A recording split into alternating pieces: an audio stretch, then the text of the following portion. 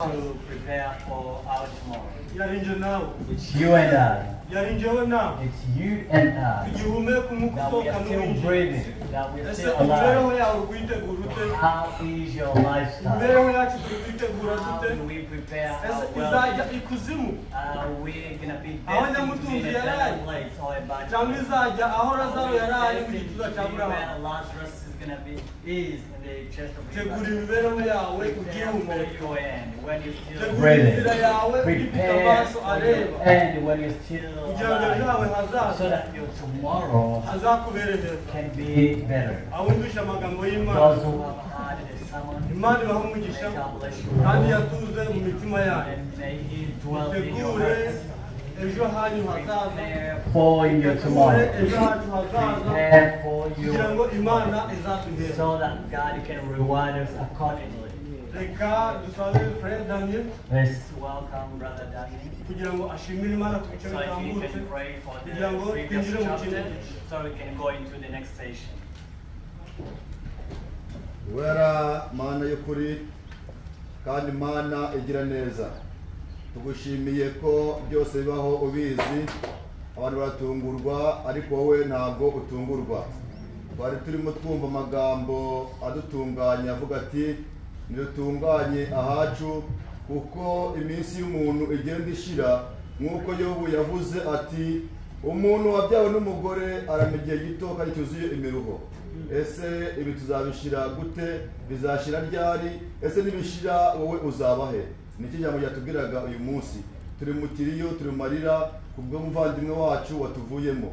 Iyo yagiye yarangije ibye, twebwe turakwiza kugira ngo abaranga bose bumvisha amagambo mwami bubarize kumva kandi no kubategura kugira ngo kuri wa munsi ugiye kuzaza uzatwikire dufite ikizinga cyangwa umunkanyari.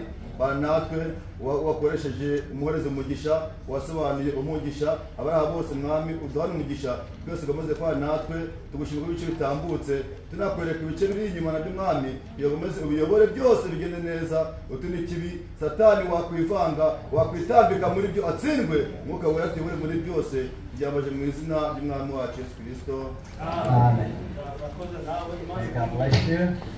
Tugere mu kanya keza ko kwakira umunyamuryango kugira ngo akurikizeho izindi za gahunda. So that they can tell us the next part of these sessions. You're welcome.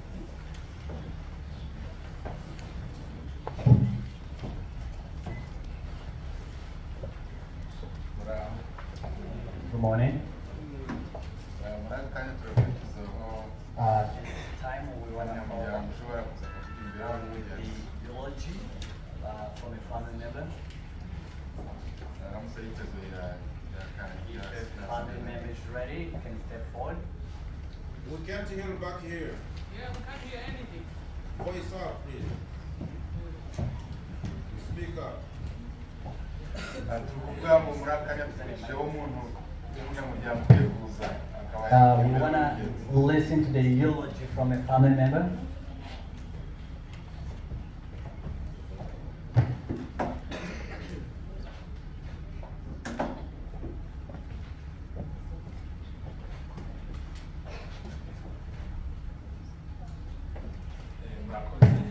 Thank you so much.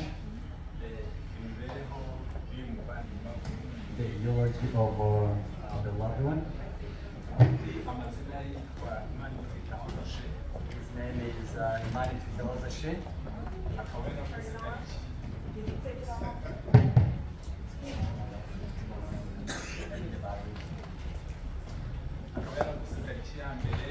Was born February 1st in 1997. Was born in a refugee camp in Byari, Jumba.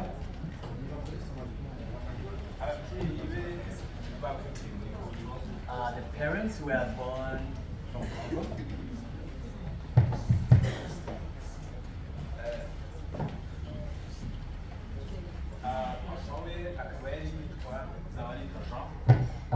His father, his name was Jean.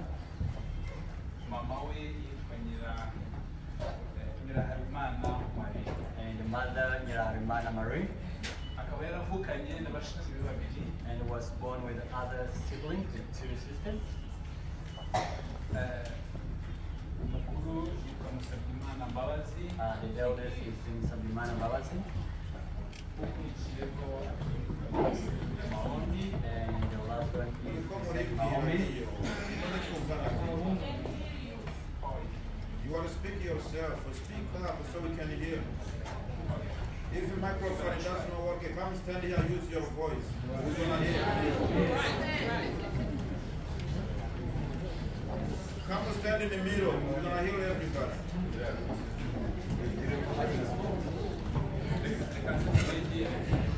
Just try to come closer.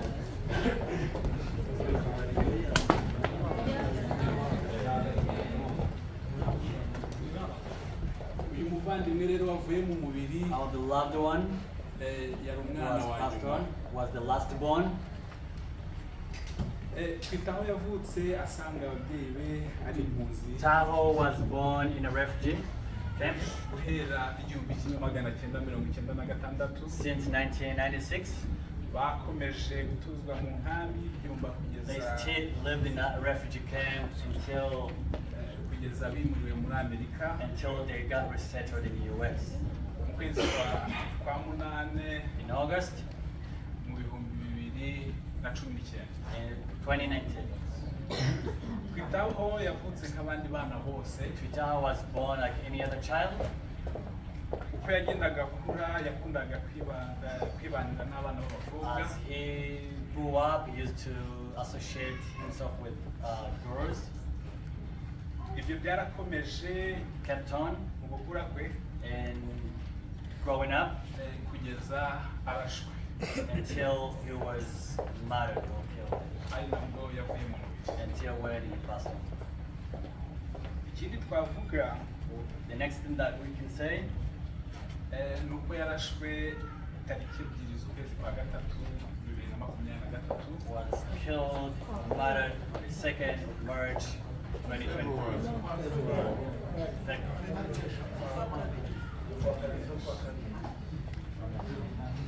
It's February. It's February, yeah. Mu kwezi kwa kabiri tariki 3. On the 3rd. Agatubabarira. We're sorry. Nk'umuryango rero As the family, tubabajwe n'uko yishwe ari we wari usigaranye na mama we. we are heartbroken as he was the last born to the mother and the last one to stay with the mother. Kandi ni nawe wari usigaranye na mama we. And was the one still living with the mother.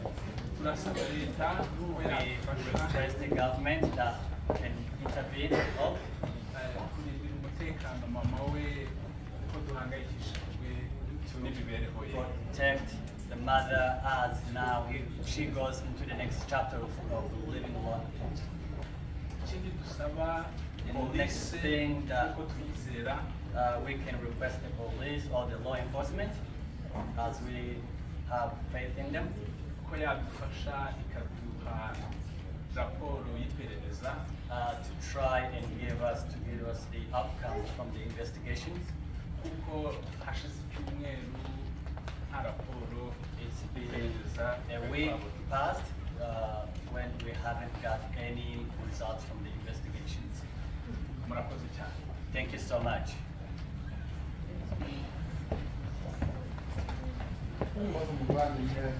Thank you so much, the family member. We again console the family members and friends. This time we want to welcome a representative from JBS. If one is ready, can come forward and give a little speech.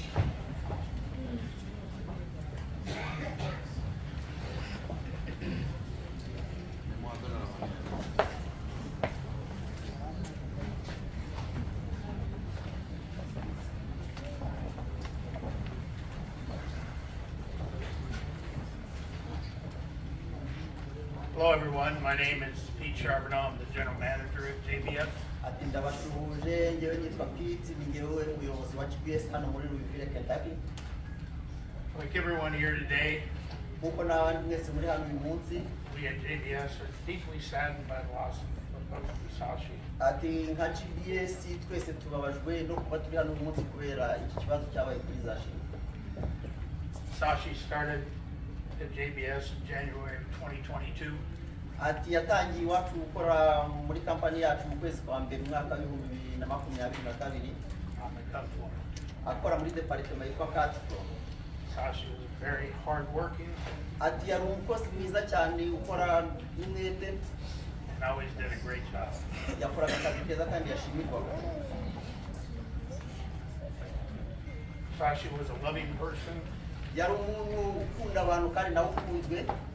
Very kind with an upbeat, positive attitude. imyitwarire ye yashimishaga buri muntu wese bari kumwe kuko wabonaga ari umuntu ushaka gusabana n'abandi. Everyone that worked with Zachee described Zachee as joyful, positive, and kind. abantu bose bakoranaga nawe cyangwa se babasha kuganira nawe muri kampani bavuga ko ari umuntu mwiza ufite umutima mwiza mbese ushusho uzi kubana n'abantu. Zachee has many friends at JBS and would be sorry with them. ati ndababwiza ukuri ko inshuti ze zose zari ziri muri GPS zose zababajwe no kumubura.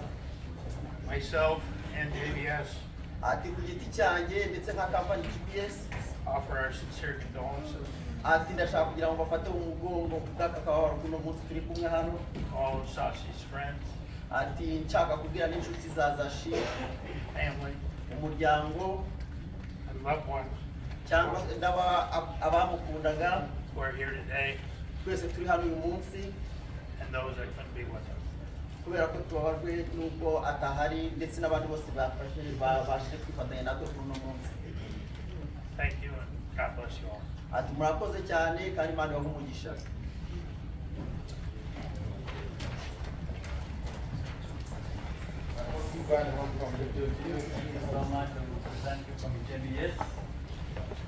kandi turabihanganisha kubura umukozi mugenzi wanyu. We again say that we're sorry to you have lost the employee. muri aka kanya rero turakurikizaho umukuru uturuka mu mushinga wa Catholic Charities. We again call upon the representative from Catholic Charities. aramutse ari hafi yaza ibyo tubwira. If one is ready to step forward.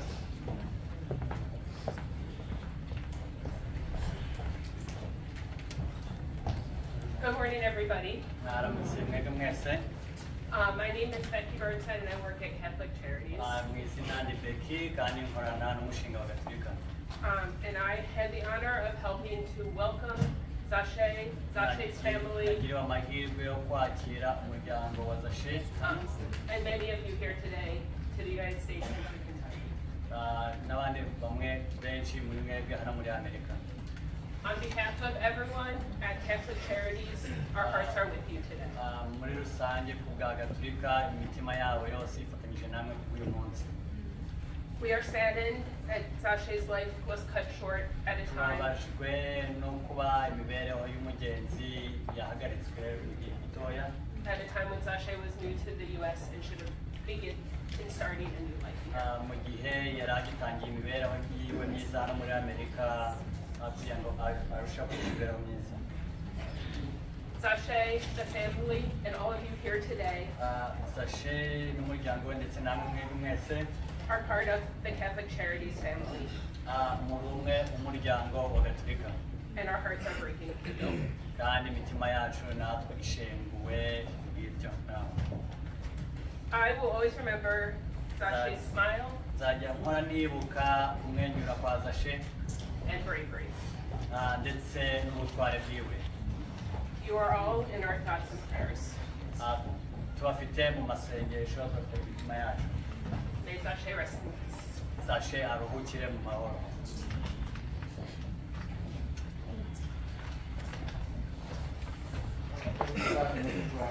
Thank you so much, a representative from Catholic Charities. biragoye kugira ngo ube umuntu uba wakiriye kugira ngo adatangire ubuzima bushasha muri iki gihugu. It's tough to have lost someone that you help to welcome in this country. umaze kwihangana n'umuryango wanuza wa Catholic May you Charities. stay strong and entire Catholic Charities family. aka kanya rero turakurikizaho umuntu uturutse muri guverinoma. We call upon a representative from government. If there's any, may step forward.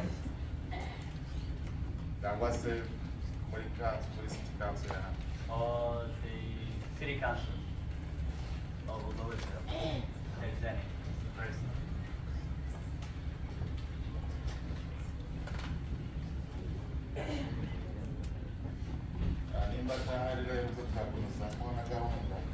If there's none, let's go on to the next thing. We're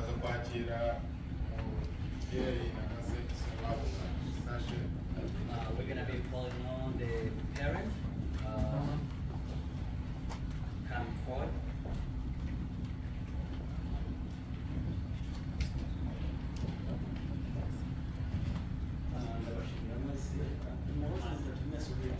Thank you all. I'll be using Swahili because some people are not understanding.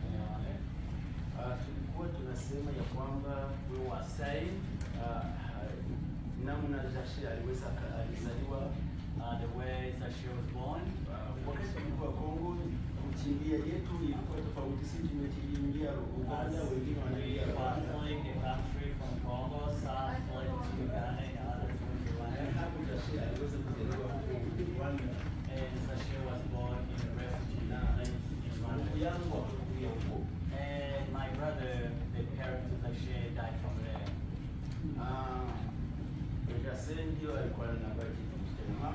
And Zachee was the only one who left behind with the mother.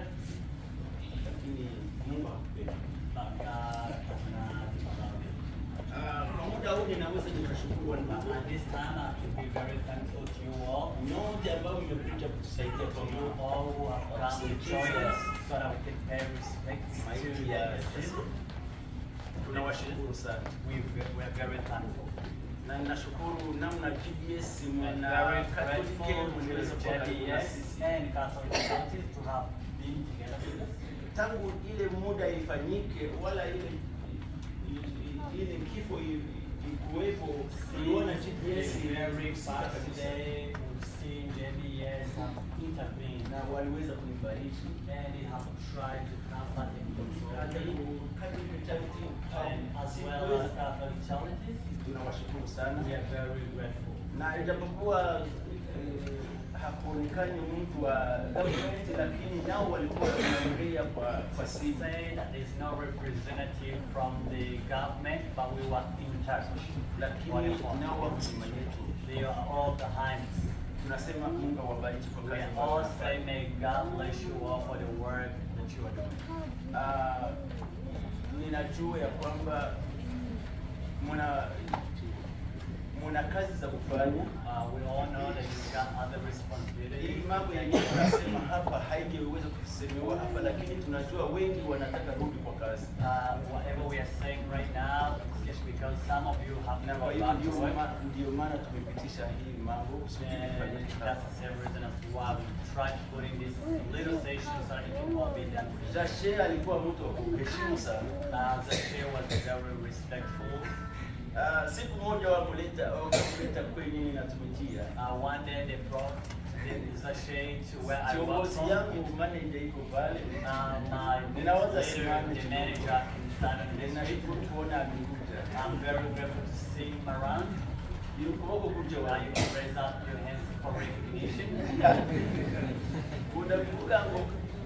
Ndakuvuga ngo ndi muri GPS murategeka ariko nanje mugeze mu kanisa nange imbere nkanda wategeka. I always say when I'm in GPS, you are my leader, but when I'm here, I'm also leading you. I'm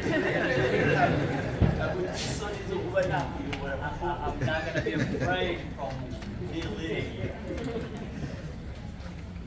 Rero mvuye guhaguruka cyangwa se hariya ugombe ubikore kuko if I say none of you did or do this, you got to do this.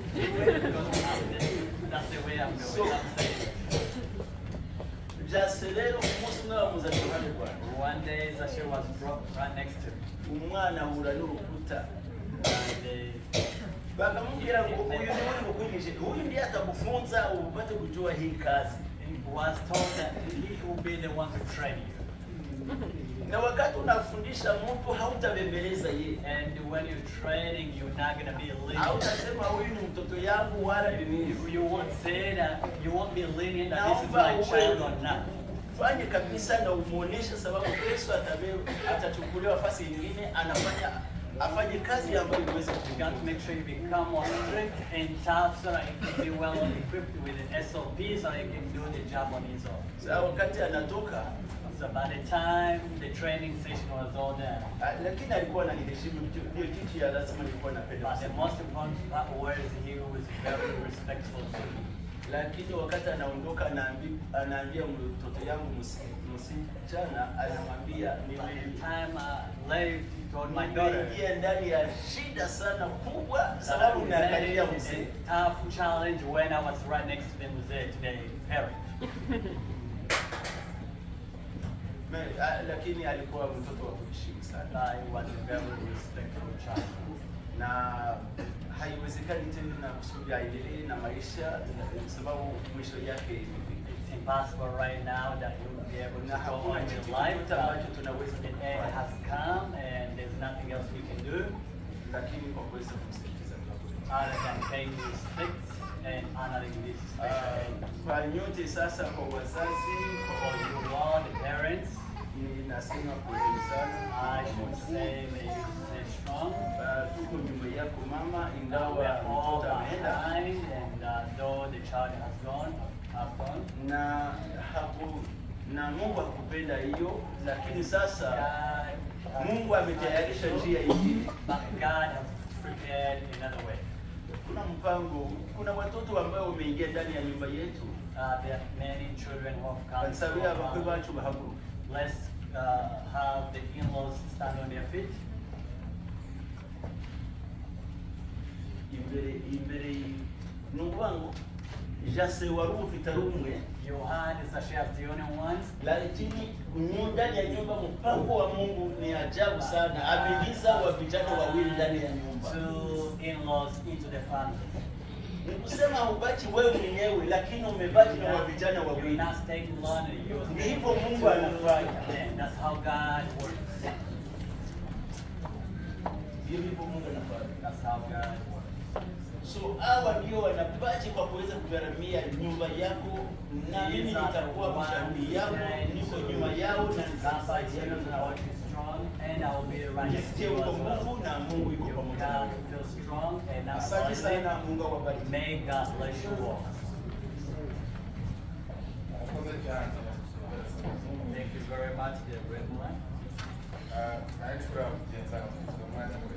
As I was checking on the amount of time that we have, we still got enough time.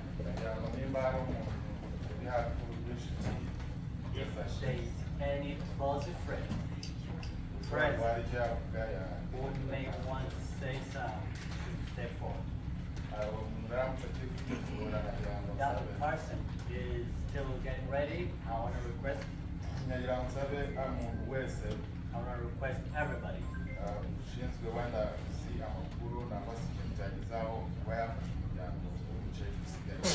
If there's anything that can help out this family.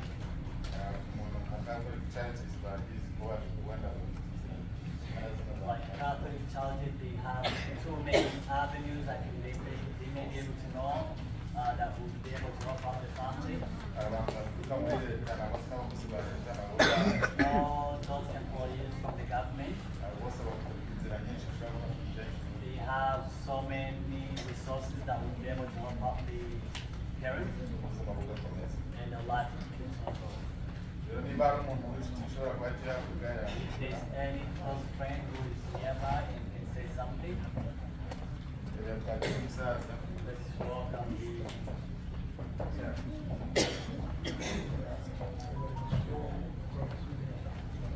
I'll be saying something to this family. A lot of it the pastor has said it. The distance has happened.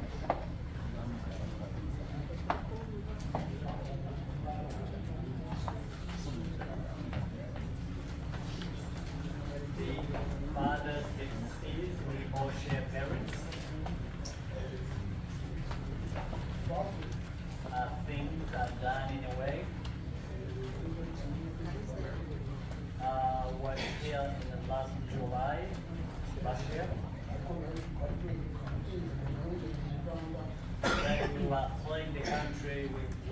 Uganda, and they fled to Rwanda.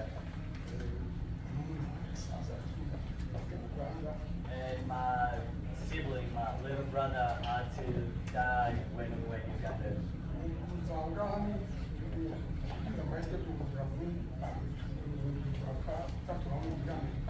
We were all blessed that we got resettled in the US. They had to be resettled in Syracuse, New York.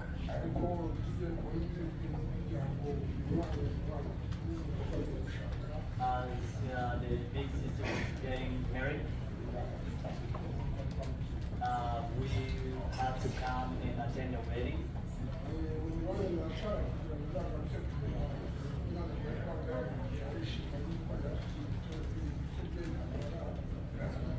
As we were planning to come home and pay a visit to the whole family, they had not known me, because they were still there. As we talked, we had a beautiful discussion.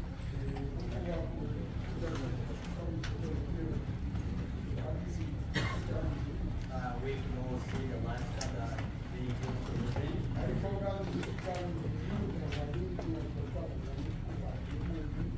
We were talking to the family members. She was still staying with the mother in the animal house. Was the comfort of the mother.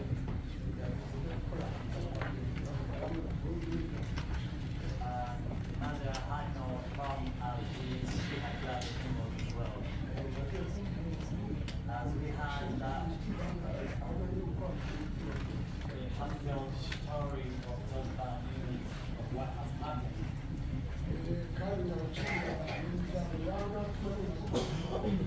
However, I'm very grateful to the entire community.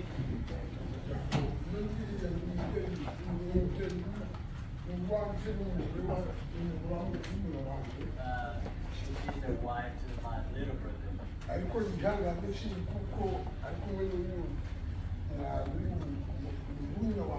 I'm very thankful that she still stays with my little brother.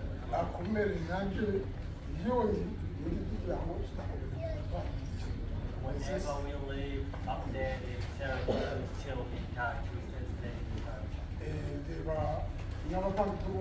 And all the family members very willing to help out. This is love.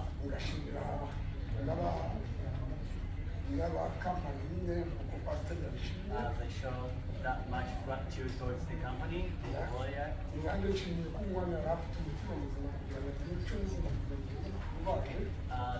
seen the representatives coming over, as well as Catholic charities who are present. I'm very thankful for all you guys have done.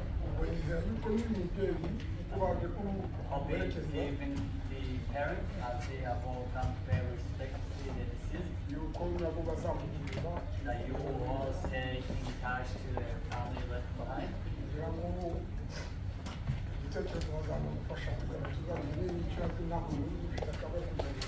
And more so that the family is able to know what was the reason behind this atrocious matter. And whoever did that wrong is held accountable. Thank you so much. May you please keep us informed and updated.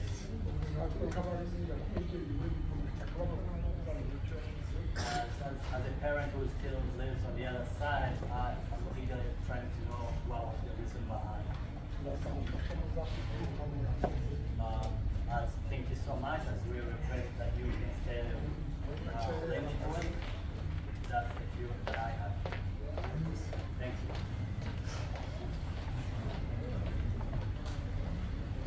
Thank you so much, the parent. I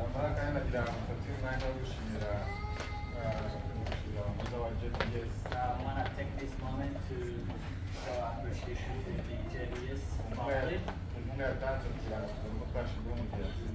for their contributions towards this day.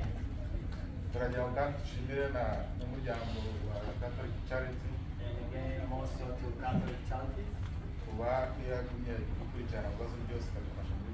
They have been part and within the midst of this whole tough time with us.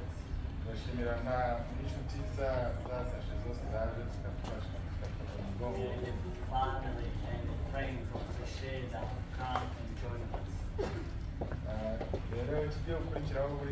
The next thing to follow on our program, we're going to be coming forward as we say the last few seconds. The exit will be that side. We're going to be lining up as we pay respect as we head outside the cemetery. And thank you so much.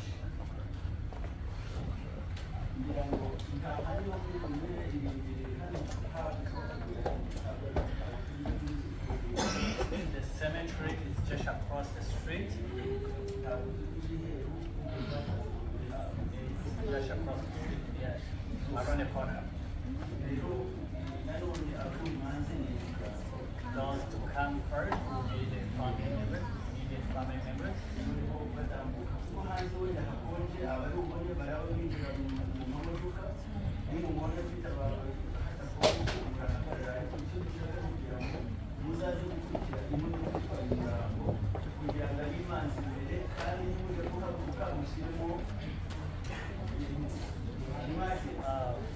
It may be too cold. Once you step outside, you may go into your vehicles. You wait for the van to put some emergency indicators in the vehicles as you head.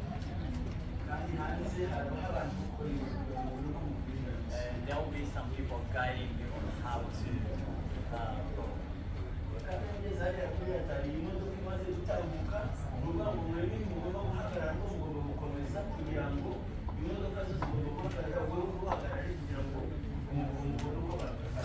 As you get to those traffic lights, you don't have to stop. You're going to be following that vehicle.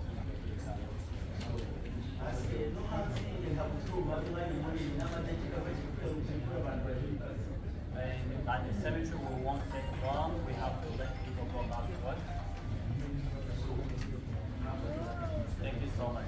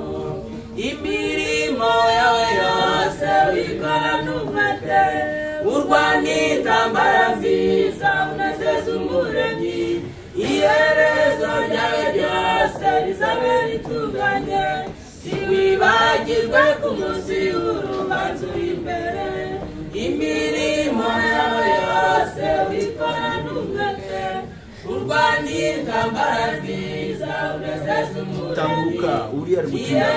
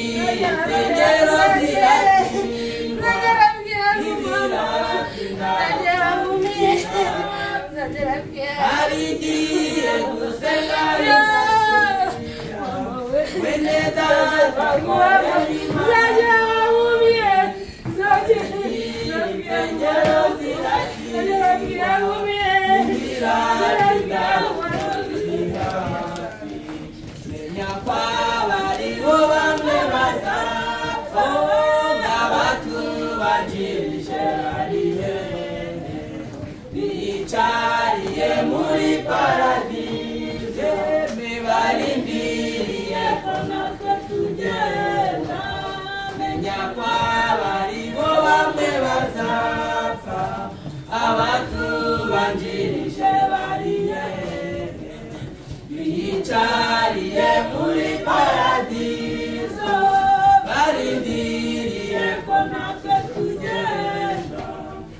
harigiye gusenga bizashira mwene data korera Imana none harigiye insengero zirakingwa ntibiratinda ubwo biri hafi harigiye gusenga bizashira mwene data korera Imana none harigiye insengero zirakingwa ntibiratinda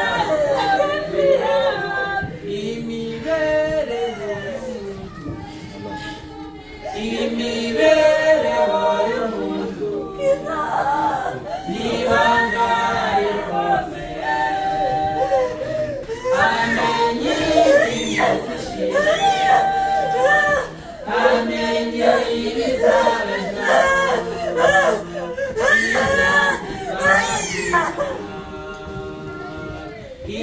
imibereho y'umuntu n'ibanga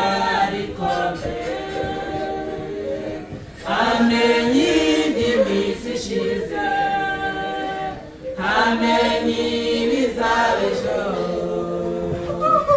ibyo ntabwo imirimo ukorera mu isi yandikwa mu gitabo yaba myiza cyangwa mibi niyo myiza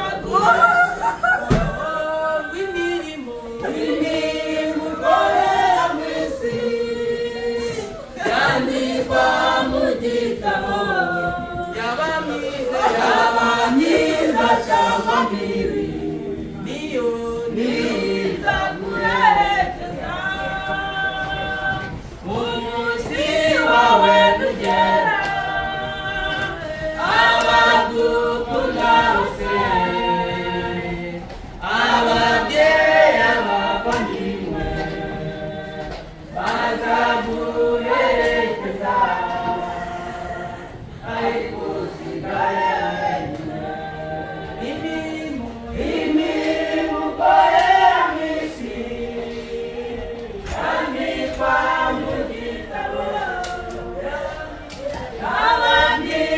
cyangwa mibi niza kuherekeza imirimo ukorera mu isi yandikwa mu gitabo yaba myiza cyangwa mibi niza kuherekeza